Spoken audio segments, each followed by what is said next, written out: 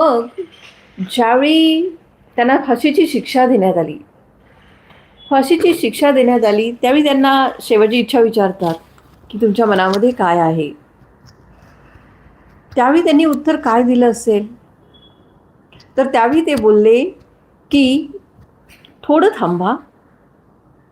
एक क्रांतिकारक दुसऱ्या क्रांतिकारकाची भेट घेत आहे."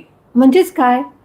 तर त्यावेळी सुद्धा त्यांना माहिती होतं, की आता काही वेळातच आपल्याला फाशीची शिक्षा दिली जाणार आहे. तरीसुद्धा त्यांनी एक इच्छा व्यक्त केली, की एक क्रांतिकारक दुसऱ्या क्रांतिकारकाची भेट घेत आहे. म्हणजेच त्यावेळी ते लेनिन म्हणून जो क्रांतिकारक आहे, त्याचं पुस्तक वाचत होते. आणि म्हणून त्यांनी असं उत्तर दिलं, की "थोडं थांबा. मला हे पुस्तक वाचून पूर्ण करू द्या." म्हणजे बघा, वाचनाविषयी किती प्रेम, किती